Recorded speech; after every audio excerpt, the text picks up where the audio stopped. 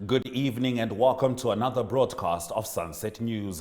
In tonight's program, we'll bring you news, sports, community talk, story of the day, international news, economic news and indicators, as well as the weather forecast. I am Ashwin Berry. In the news tonight, is the war between Ukraine and Russia affecting the Namibian Ports Authority?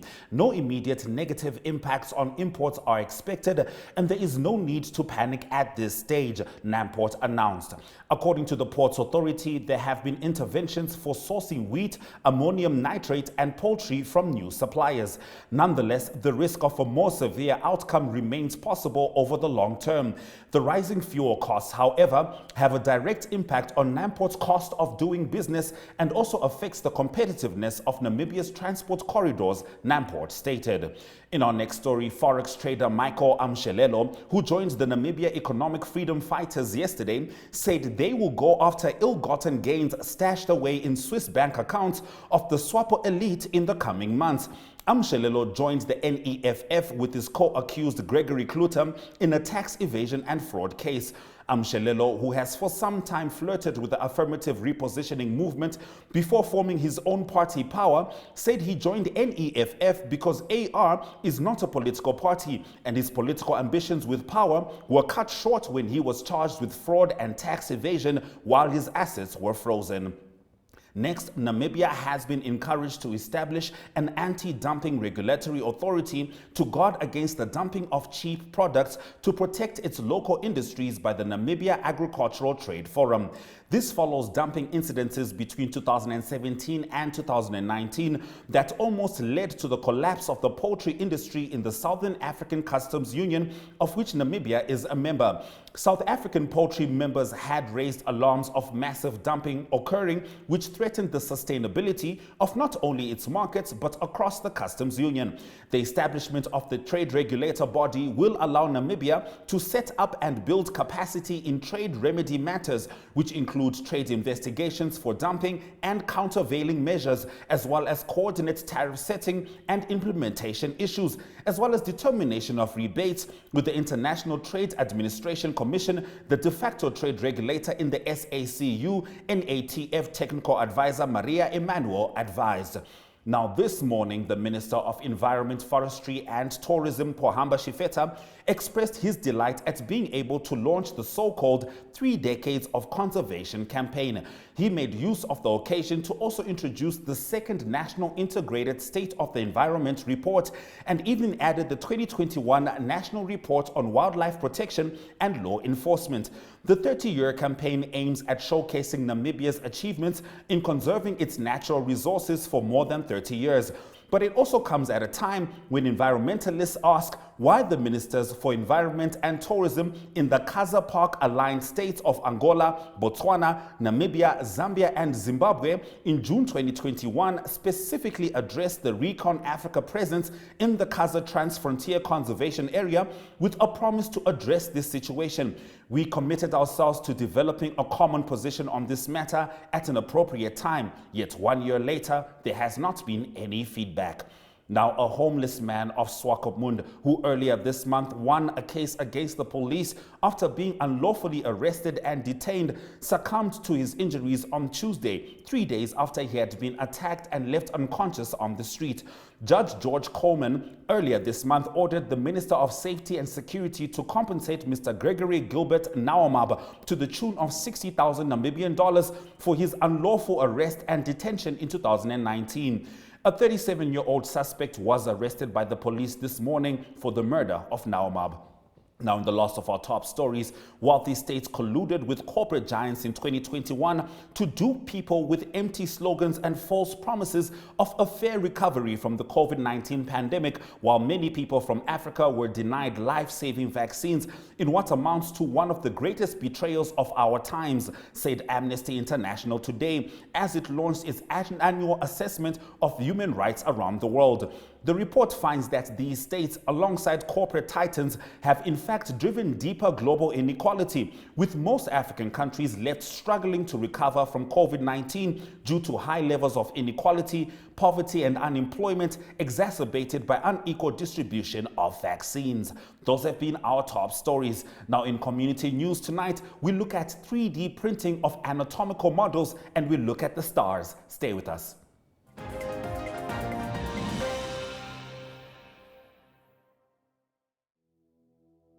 Have you received a loan from NSFAF?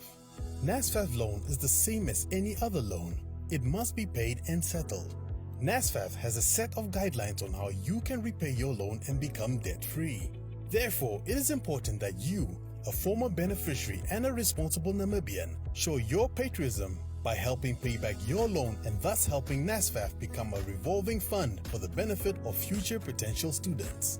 By failing to pay back your NSFAF loan, you risk being blacklisted or having a court order against you.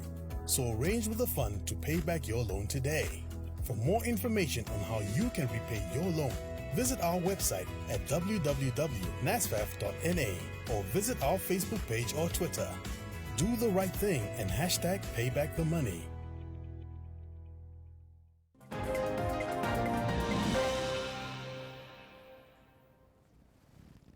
Thank you for staying with Sunset News. Let's get into your community talk. The first 3D printed anatomical models have been created at UNAM's Hage Geingob campus in Windhoek, Jereen Hoff reports.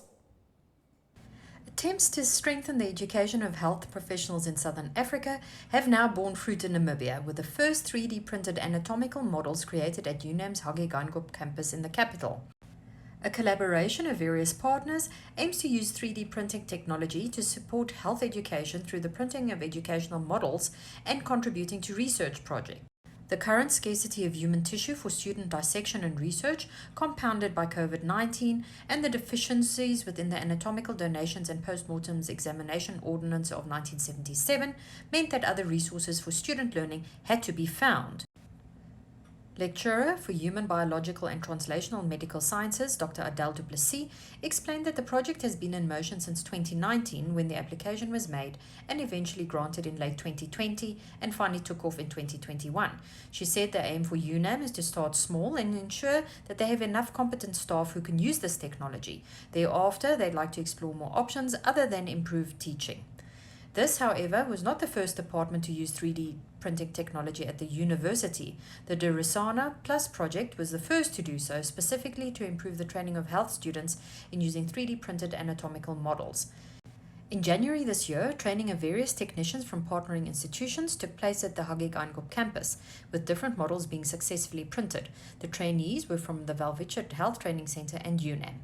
The training was conducted by Hendrik Swart from Build Volume, a 3D printing company. According to him, the technicians were trained to use a 3D printing technology known as fused deposition modeling, more commonly known as FDM. This type of 3D printing process is one that uses a continuous filament made by a thermoplastic material. Filament is fed from a large spool through a moving, heated printer extruder head and is deposited into the growing work. The print head is moved under computer control to define the printed shape. Usually, the head moves in 2 dimensions to deposit one horizontal plane or layer at a time. The work or the print head is then moved vertically by a small amount to begin a new layer. The institution is really excited to embark on this new endeavor and all the possibilities that it holds. This whole project was made possible with the generous support of the European Union Erasmus Plus project and funding from the Darasana Plus grant. UNAM is part of a large partnership that consists of the Welwitschert Health Training Center, Wits University, Sefako Makgato University, and the University of Pretoria, along with European partners, the University of Turku, Maastricht University, and University College Dublin. Truly incredible. Now, if planets are your thing, then get your telescope ready for a celestial parade that already started on 28 March with much more to come. Have a look. If astrology is your thing, then you need to listen up, because 5 planets, an asteroid and a comet are going to align, and here's how you can see the celestial parade. On the 1st of April, you will be able to see the planetary belt. You'll see a roughly identical configuration like Orion's belt, but it is formed by Mars, Saturn, and Venus. On Tuesday, the 5th of April, it will be the conjunction of Mars and Saturn. The pair will be close enough to fit within the field of view of a telescope, but will also be visible to the naked eye. After the 5th of April, the angular separation between Mars and Saturn will increase, with Saturn gaining altitude in the dawn sky. Jupiter will start emerging from behind the Sun in these 2 weeks and become an early morning object. Between 16 and 24 April will be a good week to see the 5 planets align. Make sure to download the Space app to help you navigate what you want to see in the sky. Well, you definitely can't catch that with your phone camera. Truly remarkable. Now, our story of the day tells us about bikers that assist the Bible Society in Namibia. See you after the break.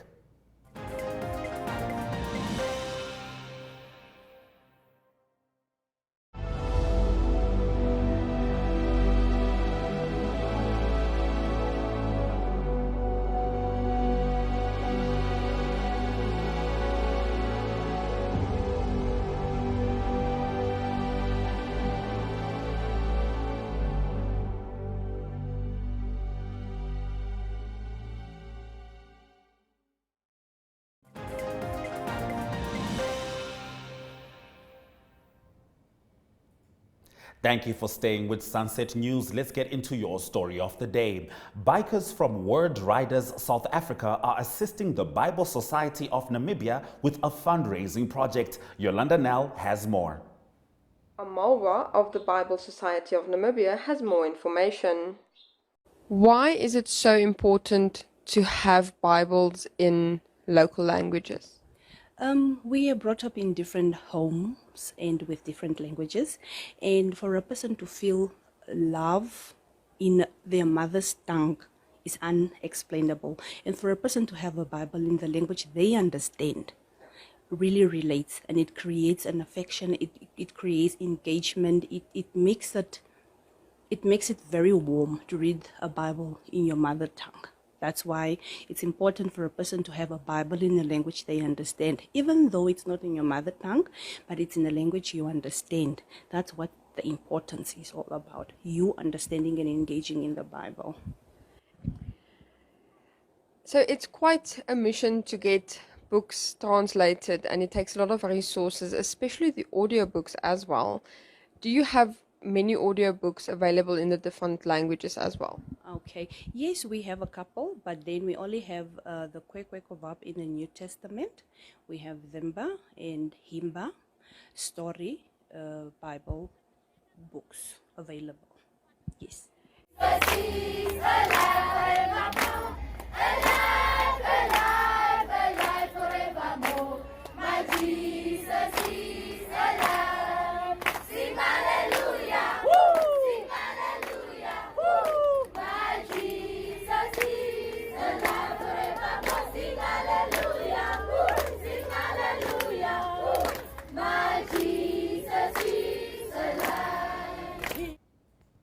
It's beautiful to see that kind of help from across the border. Now, after the break, we look at possible fuel price increases as well as the economic indicators. Stay with us.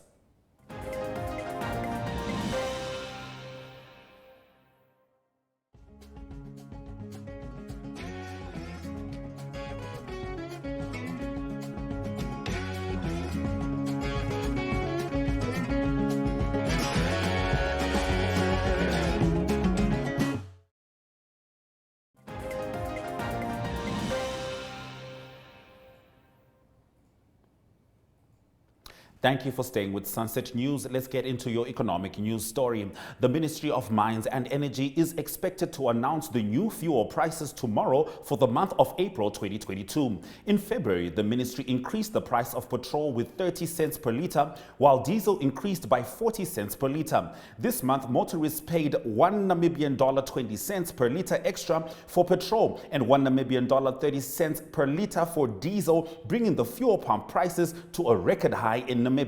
Local analysts expect fuel prices to continue increasing due to geopolitical tension in the oil-producing regions, putting a further burden on consumers' disposable income. Let's have a look at the economic indicators. The Namibian dollar is down against the US dollar and the British pound, but held its ground against the euro and the Chinese yuan. No movement on the Namibian Stock Exchange, with First Rand and Namibian breweries still the most expensive stock. Trustco stock is up with 4.20%. The local index reported no change, and the overall index is up 0.46%. All commodities traded lower. Gold is 1.40% lower, and Brent crude oil is 0.36% lower. Up next is tomorrow's weather predictions. Stay with us.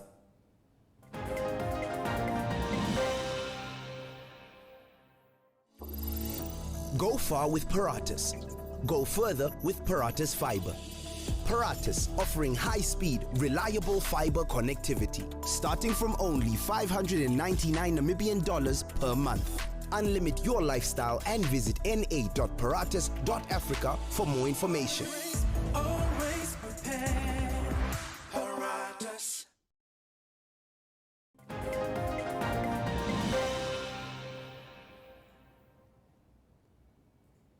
Thank you for staying with Sunset News. Let's get into your weather predictions.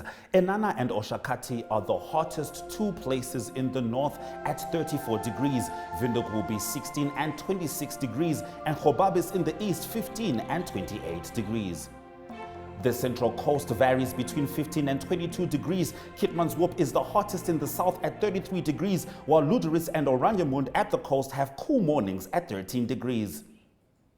Now, in international news, we look at e-levy being introduced in Ghana and the president of the African Development Bank warning of food shortages in Africa because of the Ukraine-Russia war. See you after the break.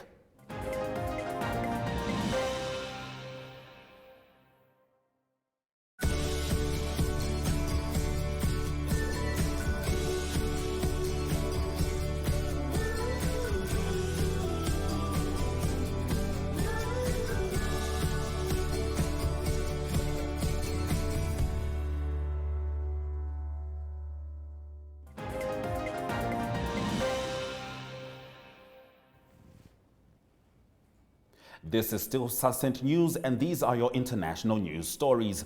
Ghana's parliament approved a new contested tax on electronic transactions known as the e-levy. The bill will introduce a 1.5% taxation on electronic money transfers.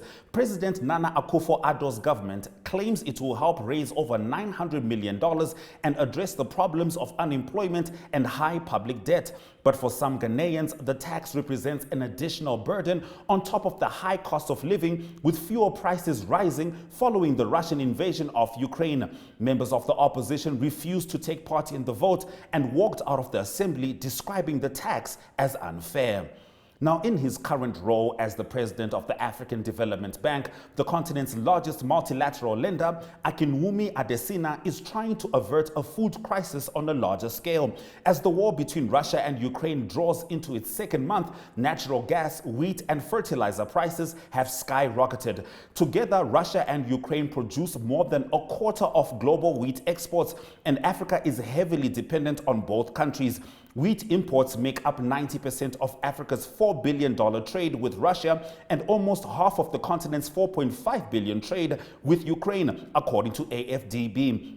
1/3 of the cereal supply of East Africa comes from those two countries, and Egypt is badly affected. So is Algeria and Morocco, Somalia, and several other countries. So if we don't manage this very quickly, it will actually destabilize the continent, Adesina said. He said the war would affect Africa's economy in a few major ways. Already, it has rolled financial markets, causing sky-high interest rates. You begin to see what has happened also in terms of the yields for Euro bonds that are posted by African countries.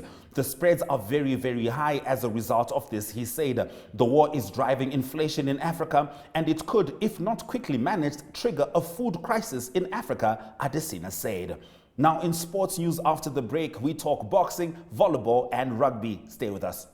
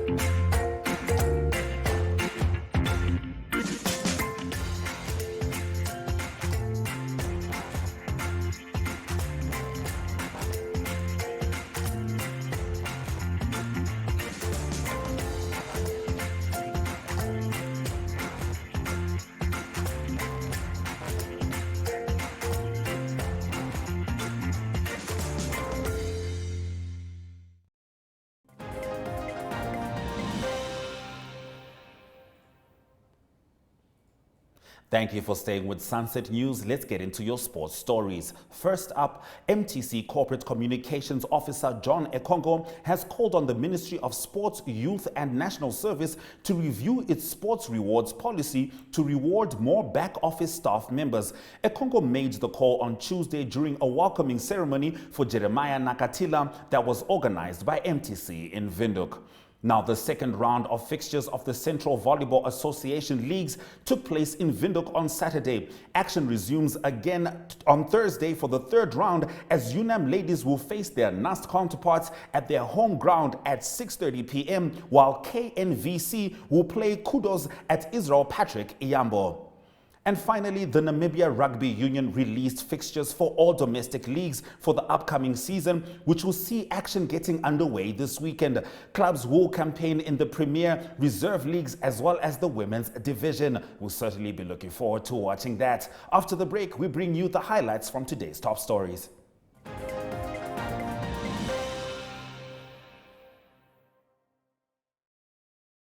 Ladies and gentlemen.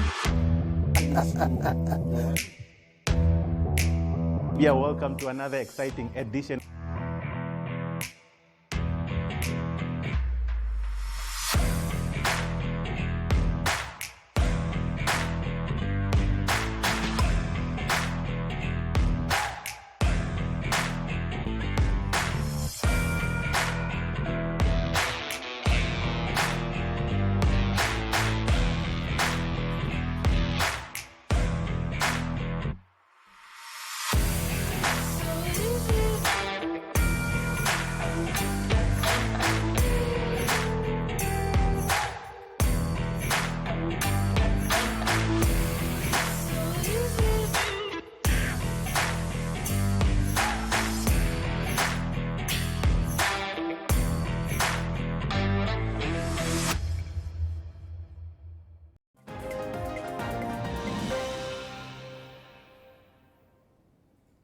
Thank you for staying with Sunset News through the last half hour. Let's get into the highlights from today's top stories.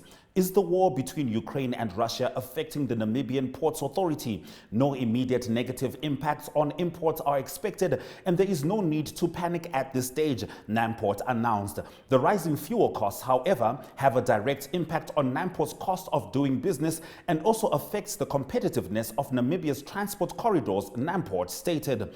Forex trader Michael Amshelelo, who joined the Namibia Economic Freedom Fighters yesterday, said they will go after ill-gotten gains stashed away in Swiss bank accounts of the SWAPO elite in the coming months.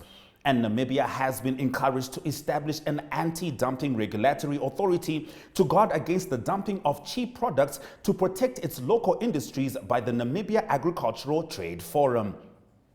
And with that, we have come to the end of the broadcast. Make sure you join Sunset News on Facebook, on all the NMH platforms, on weekdays, as well as on our website, oneup2.com. Sunset News screens on DSTV channel 285 and GoTV channel 94 every weekday from 7:30 to 8 p.m.